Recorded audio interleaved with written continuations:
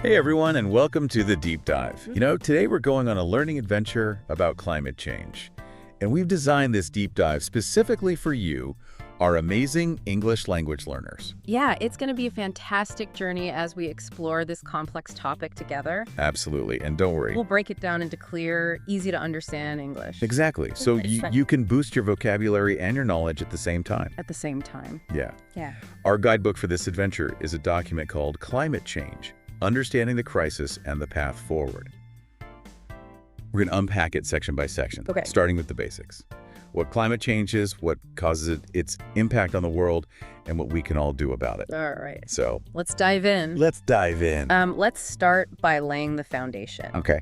Can you imagine trying to build a house without a solid base? No. It wouldn't work very well, would it?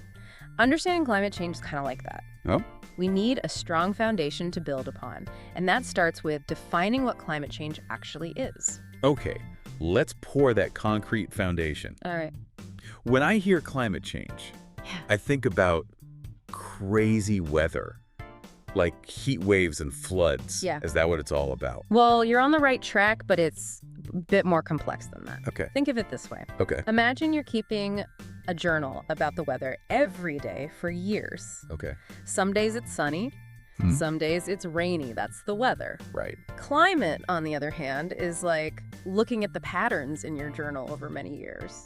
Are there more hot days than there used to be? Are the winters getting shorter? Gotcha. Those long-term changes, that's climate change. So it's not just about individual weather events, it's about the overall trend, right? Exactly. Like if you were keeping a weather journal in a coastal city and you noticed the sea level was consistently getting higher over many years, Right. that would be a sign of climate change. Exactly. It's about observing those long-term shifts and understanding why they're happening. And what's really interesting is that these shifts aren't just happening naturally. Right. Human activities are playing a big part. Okay, so we're not just innocent bystanders in this whole climate change thing.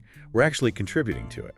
I'm afraid so. Oh, no. And the main culprit is how we're powering our modern world by burning fossil fuels like coal, oil, and gas. Right. Think about all the cars on the roads, the planes in the sky, the factories churning out products. They're all releasing carbon dioxide into the atmosphere. Yeah. And it's acting like a giant blanket trapping heat and warming the planet. Like almost like we're unintentionally cranking up the Earth's thermostat. Exactly. That explains the global warming part of climate change. Right? Exactly. It's like we've set the thermostat a bit too high and the planet is slowly heating up. Okay. And as it warms up, all sorts of other changes start to happen, like melting glaciers, rising sea levels, and more extreme weather events. Wow, this is starting to sound pretty serious. So burning fossil fuels is like the main villain in this story.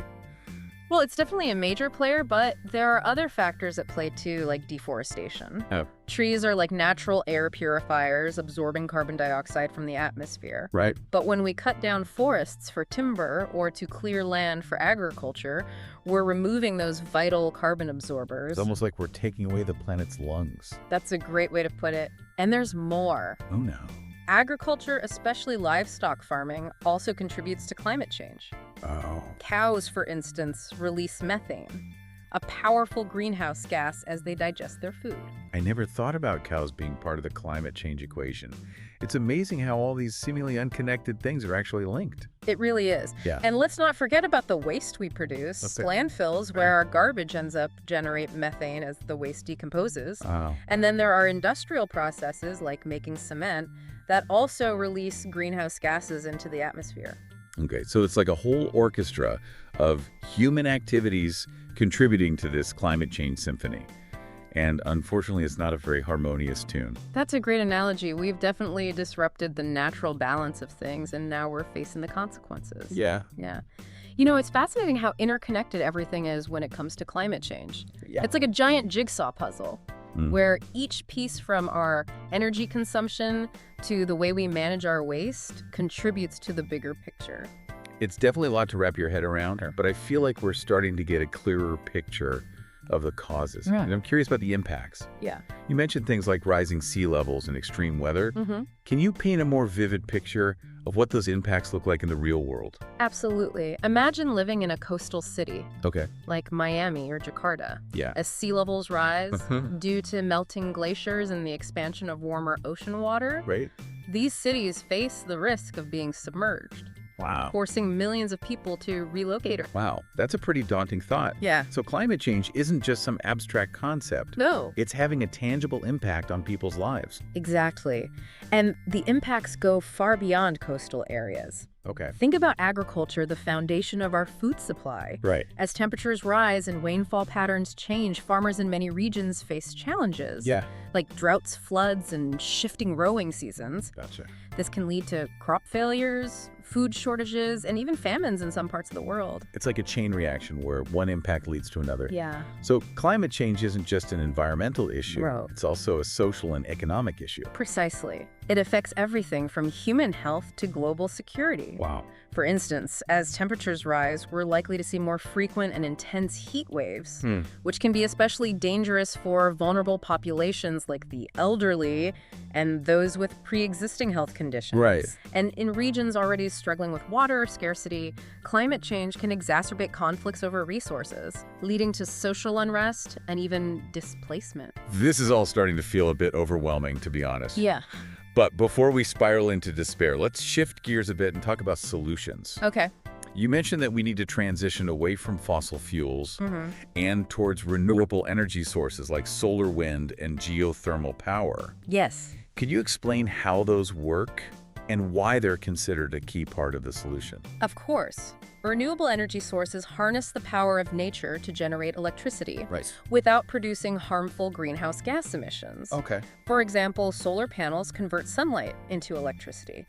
Wind turbines capture the energy of the wind, and geothermal power plants tap into the heat from the Earth's core. Okay. These technologies are becoming increasingly efficient and affordable, and they offer a sustainable alternative to fossil fuels. Okay, so switching to renewable energy sounds like a crucial step. Yes. What about those of us who aren't scientists or engineers? Right. Are there things we can do in our daily lives to make a difference?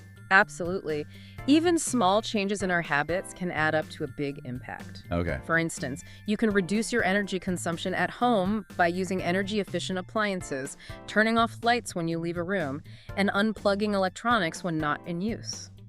Those are all great tips. And for those of us who want to take it a step further, what about transportation? Is there anything we can do there? Definitely. Choosing to walk, cycle, or take public transportation instead of driving alone in a car can significantly reduce your carbon footprint. Okay. And if you're in the market for a new car, consider an electric or hybrid vehicle. Those are great ideas. And what about our diets? I've heard that eating less meat can be beneficial for the environment. You're absolutely right. Animal agriculture, especially livestock farming, is a significant contributor to greenhouse gas emissions. Right. By reducing our consumption of meat and dairy products, we can lower our impact on the planet. So it's all about being more mindful of our choices and making small changes that add up to a bigger impact. Exactly. And remember, every action counts no matter how small. And the more people who join in, the greater the impact we can have. It's empowering to know that we have a role to play in creating a more sustainable future. It absolutely is. Yeah. And speaking of empowerment, let's talk about how you as English language learners can use your language skills to engage with the topic of climate change and contribute to the conversation. That's a great idea. Yeah. I'm always looking for ways to practice my English and expand my vocabulary. Yeah. What are some tips you have for us? Well, first and foremost, don't be afraid to use the vocabulary we've discussed today. Okay. Terms like greenhouse gases, emissions, renewable energy, and deforestation are essential building blocks for discussing climate change in English. And what about resources for learning more? Where can we go to get reliable information and continue expanding our knowledge? There are so many fantastic resources available. Websites like the United Nations Climate Change Portal and the Intergovernmental Panel on Climate Change, IPCC, provide comprehensive information and reports on the science and impacts of climate change. You can also find articles, videos, and infographics from reputable news organizations like the BBC, The Guardian, and National Geographic. Those sound like great places to start. And what about practicing our speaking and listening skills? Are there any tips for that? Absolutely. Watching documentaries and listening to podcasts like this one are excellent ways to improve your listening comprehension and familiarize yourself with the language of climate change. Right. You can also try joining online forums or groups dedicated to discussing environmental issues. That's a great suggestion. It would be awesome to connect with other English learners who are also passionate about climate change. I agree. And don't underestimate the power of everyday conversations. Okay.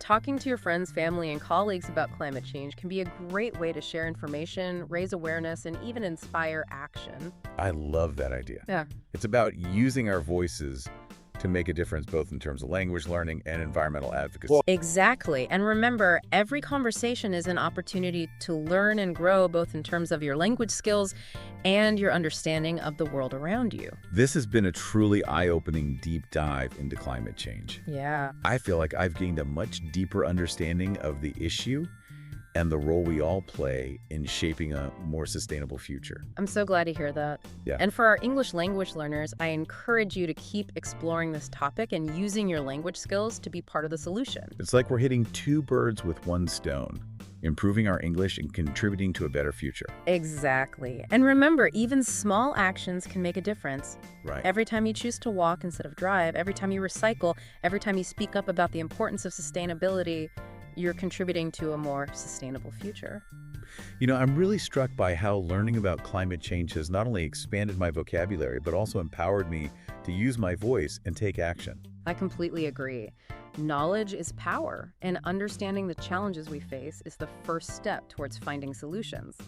And for you, as English language learners, engaging with a complex topic like climate change is a fantastic way to strengthen your language skills while also becoming a more informed and engaged global citizen. It's like we're hitting two birds with one stone, improving our English and contributing to a better future. Exactly. And remember, even small actions can make a difference. Every time you choose to walk instead of drive, every time you recycle, every time you speak up about the importance of sustainability, you're contributing to a more sustainable future. It's empowering to know that we're not powerless in this situation. But I have to admit, sometimes it feels like climate change is such a huge global issue. What difference can one person really make? That's a common feeling, but it's important to remember that collective action is the key.